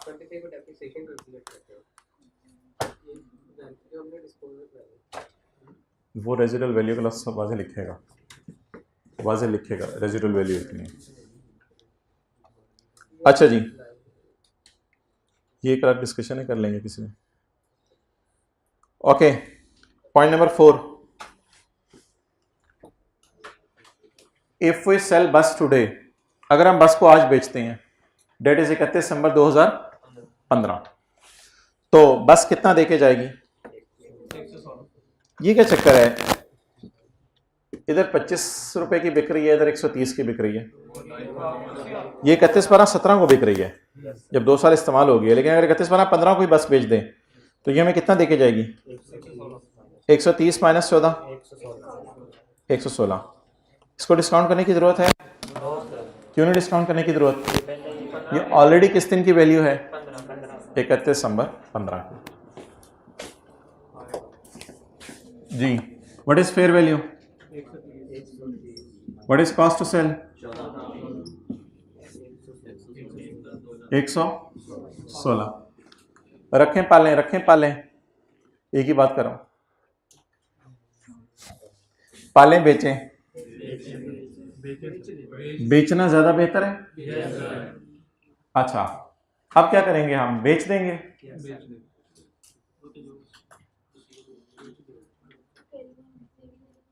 डिस्पोजल की एंट्रीज करें, हाथ खड़ा करें, डिस्पोजल की एंट्रीज करनी है।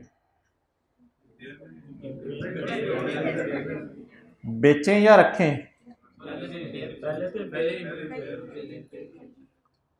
अच्छा, इन दोनों में से हायर क्या है?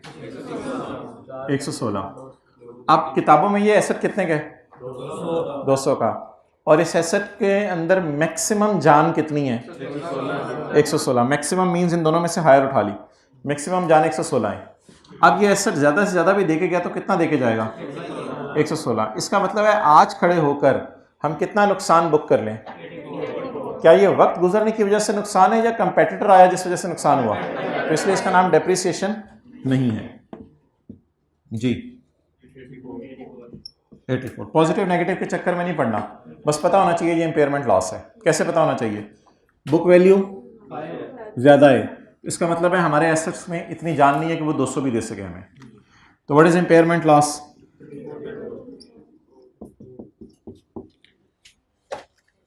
अच्छा, डिसाइड क्या हुआ है, बेचना ज़्यादा अच्छा है या पालना ज़्यादा अच्छा है? अब बेचने की एंट्री कब करें? इस साल के एंड पे कर दें या अगले साल के शुरू में कर दें?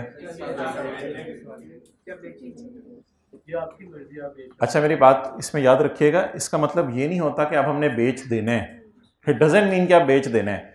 चाहे आप अपने पास रखने की नीयत भी रखते हैं, इंपेयरमेंट टेस्ट से आपने जरूर गुजारना है। हाँ, आपके पास एक ऑप्शन अवेलेबल है, आप 116 रुपये कमा सकते हैं, ना कमाएं, आपकी मर्जी है। हो सकता है आप अपने पास रखें, तो अपने पास रखने में कोई मसला नहीं है। अब आप इसको अपने पास रखें और इस्तेमाल करें। जी क्या हुआ? क्यों जाना है? क्या?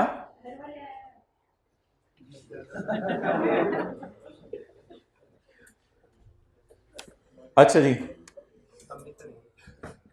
अब आप हजरात मुझे बताएं कि what will be the journal entry as on 31 December 2015। 31 दिसंबर 15 को जनरल एंट्री क्या होगी? वैसे हमारी एंट्रीज ओवरऑल क्या हुई होंगी 13 में? बस डेबिट कैश क्रेडिट कितने से? 500 से। फिर ईयर एंड पर अकाम रिडक्शन 100 से। फिर 2014 में क्या एंट्रीज हुई होंगी? बस खरीदने की दोबारा कोई एंट्री नहीं हुई होगी। डेप्रिसिएशन डेबिट कितने से? 100 से। और 15 में depreciation debit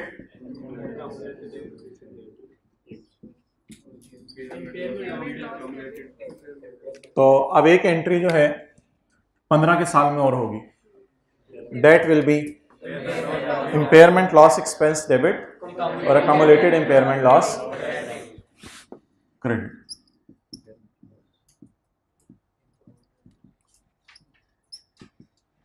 impairment loss expense debit कितने से? 84 और अकम्युलेटेड इंपेयरमेंट लॉस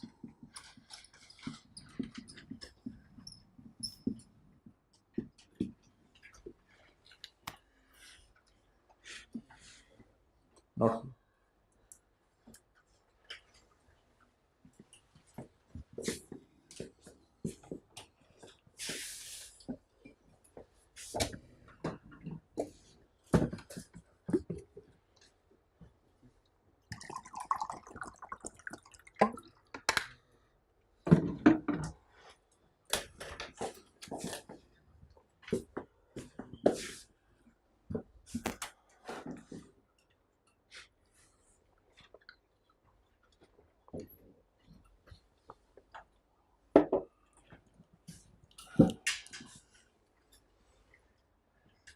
अच्छा जी, नाउ बैलेंस शीट और profit and loss 15, 14, 13।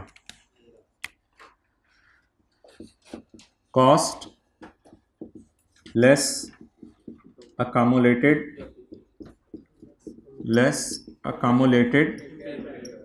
Impairment loss जी। कितने का खरीदा है? पहले देख लें, पहले साल कितना डेप्रिशिएट हुआ? 100 का। इधर 400 का कहाँ से हुआ? जो अकाउंट का कैरी डाउन है 500, वही अगले साल आ जाएगा बैलेंस 500 रुपया। 100 रुपया कम रिडक्शन पिछले साल के एंड तक थी। 100 में जब ये वाली 100 डली 200, यही बैलेंस इधर आ जाएगा। एसेट की कॉस्ट चेंज नहीं होगी और अगले साल अकाउंट रिडक्शन के अंदर बैलेंस 300। अच्छा, अब हमारा एसेट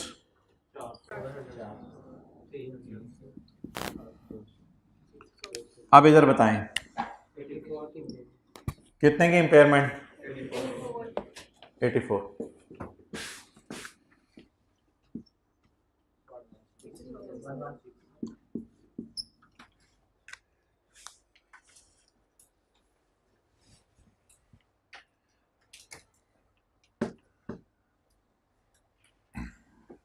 P&L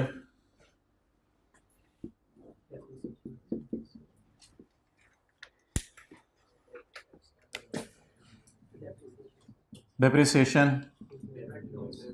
impairment loss,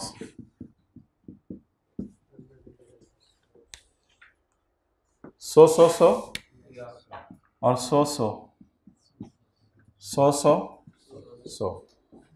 और इम्पेयरमेंट लॉस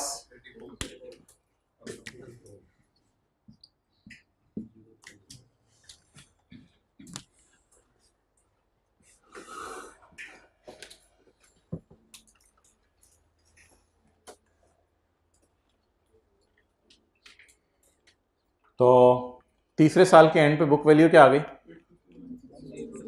116। तो बैलेंस शीट में ये कितने पे नजर आएगा? 116।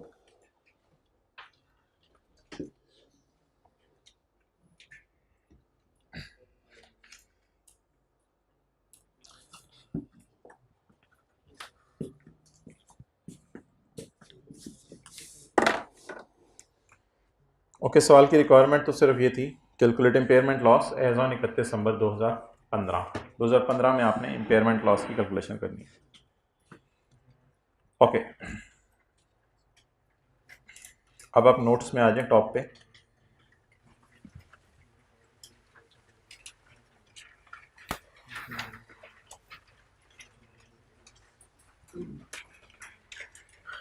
डेफिनेशंस,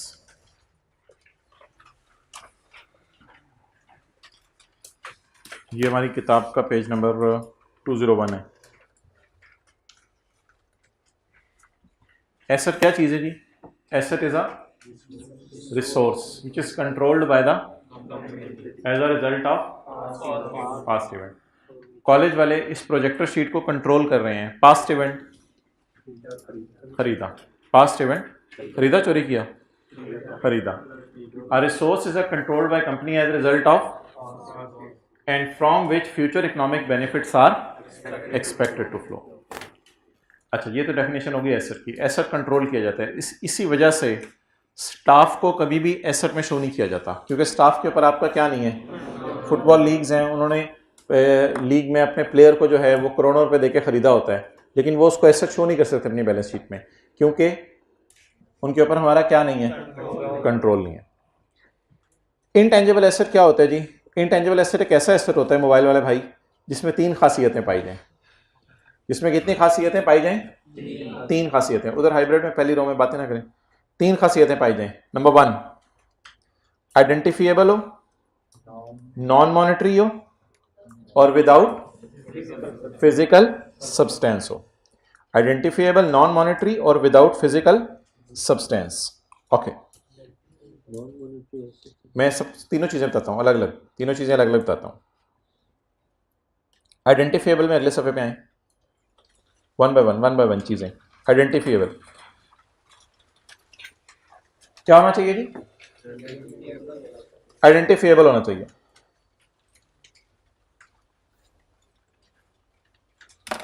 चीज़ की शनाख्त कैसे होती है, आइडेंटिफाई कैसे होती है? या वो सेपरेबल हो या कॉन्ट्रेक्चुअल और लीगल राइट हो। सेपरेबल हो, ये अजीब सी मिसाल एक देने लगा हूं। किसी बंदे से उसका नाक सेपरेट किया जा सकता है? नहीं यार, अजीब बात। तो ये सेपरेबल नहीं है। कान सेपरेबल नहीं है, ऐनक सेपरेबल है। अच्छा, अब अगर मैं एक कंपनी की बात करूं तो कंपनी के पास एक सॉफ्टवेयर है। क्या ये सॉफ्टवेयर अगर बेचना हो तो ये सेपरेबल है? बिल्कुल। कंपनी सॉफ्टवेयर को क्या कर सकती है? बेच सकती है। कंपनी सॉफ्टवेयर को क्या कर सकती है? क्या उसके लिए पूरी कंपनी बेचनी पड़ेगी? पूरी कंपनी बेचनी पड़ेगी या सेपरेट करके बेचा जा सकता है? अच्छा, टेंजिबल्स तो बाय डिफॉल्ट सेपरेबल होते हैं और बड़ा आसानी से समझ आ जाता है। एसी कॉलेज से सेपरेबल है, सेपरेट किया जा सकता है, ठीक है। इसी तरह कुर्सियां सेपरेबल हैं, सेपरेट की जा सकती हैं। तो टेंजिबल्स तो बड़ा क्लियरली पता चलते हैं सेपरेबल हैं, लेकिन इनटेंजिबल्स भी क्या होने चाहिए? सेपरेबल। और कई दफा कुछ इंटेंजिबल्स होते हैं जिनको आप सेपरेटली बेच नहीं सकते। हुकूमत ने आपको फिशिंग लाइसेंस दे दिया कि कराची के साहिल समंदर पे जाके टूना फिश, टूना ही कहते हो ना, टूना फिश को आप जो है वो शिकार कर सकते हैं, और कोई फिश आई तो उसे वापस डाल देना है अंदर, टूना अगर आई ना तो उसको पकड़ लेना है। और अगले 1 साल तक या 2 साल तक या 3 साल तक हम आपको ये राइट दे रहे हैं कि आप जाके फिशिंग कर सकते हैं। ये जो राइट है, क्या आप इसको बेच सकते हैं? हो सकता है गवर्नमेंट कहे ये नॉन ट्रांसफरेबल है, आप इसको बेच, लेकिन क्या ये कॉन्ट्रेक्चुअल या लीगल राइट में की डेफिनेशन में फॉल करते हैं? बिल्कुल, ये कॉन्ट्रेक्चुअली एक राइट है। अब अगर उधर और कोई टूना निकालने आया होगा तो हम उस टूना को टूना करा देंगे और हम कहेंगे भाईजान भाग इधर से, you are not allowed to cut tuna from here. You understand Punjabi? आपको टूना निकालने की इजाजत नहीं है, सिर्फ टूना निकालने की इजाजत हमें है। अच्छा, तो आइडेंटिफिएबल में 2 बातें बता दें जरा, या चीज क्या हो? सेपरेबल हो, या कॉन्ट्रेक्चुअल या लीगल राइट हो। Must be separable means it can be divided from the company and sold, transferred, licensed, rented out, exchange. Example given, patent rights, copyrights होते हैं कुछ लोगों के। जंग अखबार का कॉपीराइट है, हो सकता है वो किसी को बेच दे। आपने कोई ब्रांड्स परचेज किए हुए, उनको आप आगे किसी को बेच सकते हैं। ये सारी डिस्कशंस आएंगी, ब्रांड क्या होते हैं, ये सारी चीजें क्या होती हैं। अच्छा, मस्ट अराइज फ्रॉम कॉन्ट्रेक्चुअल और other regardless of whether those rights are transferable or separable from the entity or from the other rights and obligations। क्या मतलब? कॉन्ट्रेक्चुअल या लीगल राइट भी आइडेंटिफिएबल है। क्यों? इससे फर्क नहीं पड़ता कि वो राइट ट्रांसफरेबल है या नहीं है। हो सकता है गवर्नमेंट आपको ट्रांसफर करने की इजाजत दे दे, हो सकता है ना दे इजाजत या ना दे, इससे फर्क नहीं पड़ता। जब वो राइट आपके पास है तो यू ओन एन इनटेंजिबल, और आप उस कागज को पकड़ के इसकी शनाख्त कर सकते हैं। और इसकी शनाख्त ना सिर्फ उस कागज को पकड़ के कर सकते हैं, बल्कि अदर राइट से भी अलग है ये। क्योंकि अगर आपके पास असलहे का लाइसेंस है तो उसको आप अलग हाथ में पकड़ सकते हैं, और फिशिंग लाइसेंस को अलग हाथ में पकड़ सकते हैं, और उन दोनों के अंदर पावर्स अलग अलग हैं। और आपने फिशिंग में वो वाला यूज नहीं करना कि बंदूक लेके ठट ठट ठट मछलियों को मार रहे हो। वो फिशिंग लाइसेंस अलग है और असलहे का लाइसेंस अलग है। तो ये राइट्स अपने अंदर भी अलग अलग होते हैं। और दूसरा, जरूरी नहीं इनको हम बेचें, हो सकता है बेचने की इजाजत हो। तो अगर कभी पेपर में आ जाए एक ऐसा इंटेंजिबल है जिसको बेचने की इजाजत नहीं है, तो क्या वो इंटेंजिबल ही नहीं होगा? नहीं, that will be considered as intangible, though it is not separable. Separately बेचा नहीं जा सकता, but it is a contractual और लीगल राइट। तो आइडेंटिफाई होने के लिए दोनों में से कौन सी एक बात भी पाई जाए तो काफी है, या वो लीगल राइट हो। लीगल राइट अगर बेचने की इजाजत है तो भी ठीक है, अगर नहीं बेच सकते तो भी कोई फर्क। रिगार्डलेस का मतलब पता ना, रिगार्डलेस का, चाहे ऐसा हो चाहे ना हो, इससे कोई फर्क नहीं पड़ता। अच्छा जी, पहली बात आप बता दें जी, इंटेंजिबल में क्या खासियत है? आइडेंटिफिएबल हो, बीइंग सेपरेबल, और अच्छा जी, दूसरी बात क्या हो? नॉन मॉनेटरी हो। शेख कोई पैसे पूछे हैं? मैंने लाया आज। ये क्या है? मनी, पैसे। अच्छा, ये मॉनेटरी, ये मनी है। Is it money? पैसे, हाँ, इसको बेच के पैसे आ सकते हैं, वो अलग बात है। ये अपने अंदर मनी है। अच्छा, इसी तरह calculator, is it a monetary item? It is a monetary item. अच्छा, मॉनेटरी और नॉन मॉनेटरी की डिटेल हमने IAS 21 में पढ़नी है, लेकिन फिलहाल आप समझ लें it is money, so it is a monetary item. लेकिन जो आपकी लैंड बिल्डिंग है डेट इज अ, हालांकि IAS 16 में आपने कुछ ऐसा नहीं पढ़ा था, लेकिन वो आज मैं बता रहा हूं आपको। Property plant and equipment is a and intangible software is also a non money. हाँ, ये बात अलग है कि आप उसको बेच के कभी फायदा कमा लें और पैसे आ जाएं, लेकिन जब तक आपके पास इनटेंजिबल पड़ा है, दैट इज मनी और नॉन मनी। मनी कहां नजर आ रही होती है बैलेंस शीट में? करंट एसेट्स में, cash and bank, monetary items. और बैलेंस शीट में हमने देखा था अभी पीपी, ये सारी चीजें हम पढ़ेंगे, इनमें थोड़ी सी डिस्कशन भी होगी आने वाले दिनों में कि पीपी भी नॉन मॉनेटरी है, इनटेंजिबल्स भी नॉन मॉनेटरी हैं, ये मनी नहीं है। दो बातें होगी। अच्छा, तीसरी और आखिरी बात, इनटेंजिबल की खासियत बताएं। विदाउट, इसको फिजिकली टच, इसके अंदर एक आपसे बहस की थी अगर आपको याद हो शुरू में। हाँ, सीडी को तो टच किया जा सकता है, फिशिंग लाइसेंस को भी टच किया जा सकता है, तो इसने क्यों लिखा हुआ है फिजिकली टच नहीं किया जा सकता? हाँ, उसके पीछे असल में पावर छुपी हुई है। सीडी टच करने का मतलब ये नहीं कि ये फिजिकल सब्सटेंस इसका बन गया है, या सॉफ्टवेयर लाइसेंस आप अपने हाथ में पकड़ लें कागज का टुकड़ा, तो आप कहते हैं ये जी फिजिकल सब्सटेंस इसका मौजूद है, ये देखो मैं हाथ लगा के बताता हूं ये फिशिंग लाइसेंस है। तो हाथ लगाने से फर्क नहीं पड़ेगा, क्या आपने उस कागज के टुकड़े के पैसे दिए हैं या उसके पीछे छुपे हुए जो साइन है उसके पैसे दिए हैं? तो इजाजतनामा है उसके पैसे दिए आपने। ओके, आगे कोई ऐसा चीजें नहीं जो आपको बताने वाली हैं, वैसे भी बच्चों को सारी चीजें नहीं बताते। अच्छा, कंट्रोल, कंट्रोल को टेक करें। कंट्रोल मींस, क्या मतलब है कंट्रोल का? Company has a power to obtain future economic benefit, benefit flowing from the underlying resource. आप अपना कैलकुलेटर क्यों नहीं किसी को इस्तेमाल करने देते? क्योंकि आपका कंट्रोल है। दूसरों को किसी चीज के इस्तेमाल से रोक देना, ये इस चीज का सबूत है कि वो चीज किसकी है? आपकी है। वो चीज किसकी है? आपकी है। And also can restrict the access of others to those benefits. अच्छा जी, control would usually arise where there are legal rights, for example legal rights over the use of patents or copyrights. However, legal enforceability is not necessary condition for control. कुछ चीजें होती हैं जो legally enforceable नहीं होती, तो ये कोई जरूरी नहीं है कि लीगली इन्फोर्सेबल हो तो ही ये इंटेंजिबल बनेगी। कई चीजें लीगली इन्फोर्सेबल नहीं होती। मिसाल के तौर पर कोई सॉफ्टवेयर है, हमने खुद ही बना लिया है, अब हमने उसको हुकूमत से जाके कोई लाइसेंस के नाम से रजिस्टर नहीं करवाया, तो शायद लीगली इन्फोर्स ना कर सके हम, लेकिन अपने मेहनत से बनाया है, सो डेट सॉफ्टवेयर या that formula will be our intangible. इसको हम तफसील से देखेंगे। स्टाफ ट्रेनिंग का बता दें क्या करना है? स्टाफ ट्रेनिंग को कैपिटलाइज करना है या एक्सपेंस में डालना है? जल्दी बताएं। Staff training create skills, staff में स्किल आती है, that could be seen as an asset for the employer. However, could be seen, however staff could leave their employment at time, therefore staff training is बोले not an intangible, ये intangible नहीं है।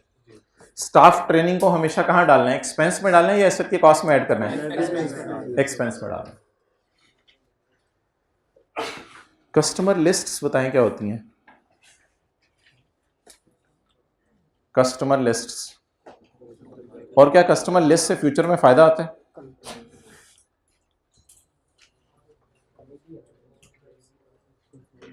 College वालों के पास PRC के students की list है। अब वही कोई पीआरसी का स्टूडेंट ऐसा था जिसको टीचर से बहुत ज्यादा अफेक्शन हो गई थी और वो कहता है कि मैंने फलां टीचर से फलां सब्जेक्ट पढ़ना है। अब कॉलेज वालों ने उस बच्चों के कहने पे उस टीचर का कैफ के अंदर भी वो सब्जेक्ट लगा दिया कि आप जो है वो बच्चों को पढ़ाएं। तो क्या कॉलेज वाले उस कस्टमर लिस्ट को मैसेज भेज के फायदा उठा सकते हैं उसका? बोले क्यों नहीं फायदा उठा सकते? चलो एक और मिसाल देता हूं। कैफ के अंदर सर आसिफ पढ़ाते हैं ऑडिट, अब वो सीए फाइनल में भी पढ़ाना शुरू कर दिया, तो जो पुरानी लिस्ट है कॉलेज वालों के पास मेंटेन, जब उसको मैसेज करेंगे तो बच्चे आना शुरू हो जाएंगे उस मैसेज की वजह से, नेचुरली आना शुरू हो जाएंगे। अच्छा, अब कस्टमर लिस्ट जो है ना, इस पे भी हमारा कंट्रोल नहीं है। क्या नहीं है? It is like advertisement. आप मैसेज करके अपनी एडवर्टाइजमेंट कर रहे हैं ना, तो क्या एक दुकानदार है वो कहते हैं मैंने कस्टमर की लिस्ट बनाई हुई है। अब ये हमारा कॉलेज तो चलो साल पहले बना है, क्या जो दूसरे कॉलेजेस हैं उनके पास बड़ी बड़ी कस्टमर लिस्ट अवेलेबल है? 20-25 सालों की कस्टमर लिस्ट अवेलेबल है, तो वो उस कस्टमर लिस्ट से ज्यादा फायदे उठा सकते हैं। तो कस्टमर लिस्ट देखने में क्या लगती है? Intangible asset. उससे आपको फ्यूचर में क्या आना है? फायदा आना है। आप मैसेज कराएंगे, लोग आके एडमिशन लेना शुरू कर देंगे, बट बैक एंड पे वही बात है कि कस्टमर्स पे हमारा क्या नहीं है? कंट्रोल नहीं है। तो there is no control because customers have no obligation to make. Customer के ऊपर कोई जिम्मेदारी नहीं बन जाती कि वो फ्यूचर में चीजें खरीदे ही खरीदे, वो बाय लक है, आगे आगे नहीं आए नहीं आए। तो इस ना कस्टमर लिस्ट को लिखें इंटरनली जनरेटेड। क्या कस्टमर लिस्ट हम परचेज भी कर सकते हैं? ये तो इंटरनली जनरेटेड की मैंने बात की है। क्या कस्टमर लिस्ट को हम परचेज भी कर सकते हैं? कर सकते हैं। किसी दुकानदार, आप कभी दुकान पे गए हो तो दुकानदार ने आपका नंबर मांगा हो, मांगते कभी कोई दुकानदार नंबर? चलिए छोड़े, आप किसी अस्पताल में इलाज कराने गए हो, अस्पताल वालों ने आपका नंबर मांगा हो, हाथ खड़ा करके बताएं, आप उन्होंने नंबर मांगा। अब ये जो नंबर मांगते हैं तो वो क्या मेंटेन कर रहे होते हैं? रिकॉर्ड मेंटेन कर रहे होते हैं। अब कोई वो अस्पताल बंद होने वाला है और कोई नया अस्पताल उधर आ रहा है, क्या वो नया अस्पताल पुराने अस्पताल को पैसे दे के कस्टमर लिस्ट खरीद सकता है? खरीद सकता है, बिल्कुल खरीद सकता है। करोड़ 2 करोड़ रुपया दे दे और खरीद ले। तो परचेज्ड कस्टमर लिस्ट को हम पढ़ेंगे, वो इंटेंजिबल है, लेकिन इंटरनली जनरेट इंटेंजिबल नहीं है। फर्क बताएं इंटरनली जनरेट और परचेज्ड के अंदर, फर्क बताएं।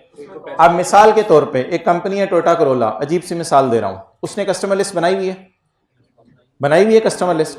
अच्छा, उसके पास कस्टमर लिस्ट अवेलेबल है। क्या उसके पास उन लोगों की लिस्ट अवेलेबल है जो लोग गाड़ियां खरीद सकते हैं और हाई क्लास है? हाँ हाँ, जो गाड़ियां खरीद के गए हैं उन्हीं की लिस्ट अवेलेबल है ना। वो फ्यूचर में भी खरीद सकते हैं गाड़ी, जिसने आज खरीदी है वो कल भी खरीद सकते हैं, गाड़ी नहीं खरीद सकता।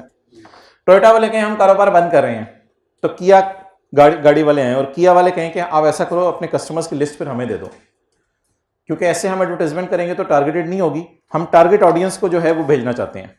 तो ऐसी सूरत के अंदर क्या वो उस कस्टमर लिस्ट को यूज कर सकते हैं? तो टोयोटा करोला के लिए वो कस्टमर लिस्ट खुद क्या होगी? इंटेंजिबल नहीं होगी। क्यों? इंटरनली जनरेट की है। और किया के लिए वो क्यों? चलें आज की क्लास को यहां खत्म करते हैं, ये बात लिख लें आप। Purchased this customer list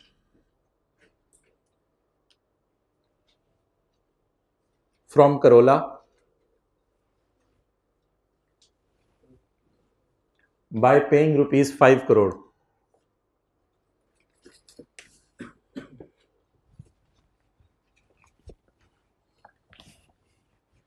Now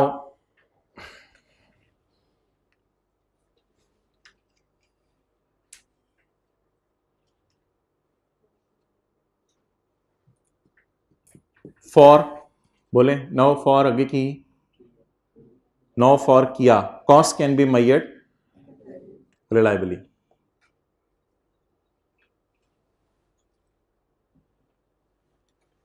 so this purchased asset, purchase या internally generated?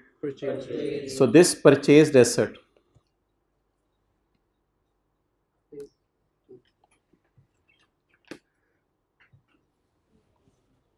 is an intangible for किया। नहीं, वो कंट्रोल की यहां वो पैसे तभी देगा जब उसको फ्यूचर में आने की, वरना कोई पागल नहीं है 5 करोड़ का दे दे। एक उम्मीद है, स्टैंडर्ड ने कस्टमर लिस्ट परचेज को वाजे तौर पे कह दिया है कि अगर परचेज है तो इंटेंजिबल है। स्टैंडर्ड में वाजे तौर पे लिख दिया गया, अगर इफ इट इज परचेज तो इंटेंजिबल है। अब वैसे जो चीज़ मैंने मना की है रिकॉर्ड करने से, दैट इज एडवर्टाइजमेंट। जनरल जो एडवर्टाइजमेंट्स होती हैं हमारी, उसको कैपिटलाइज नहीं करना, लेकिन अगर आप कस्टमर लिस्ट बाय कर रहे हैं दैट इज एन इंटेंजिबल। ठीक है, होमवर्क कुछ भी नहीं है, सीसी को आप पढ़ के आइएगा जो किया। ओके।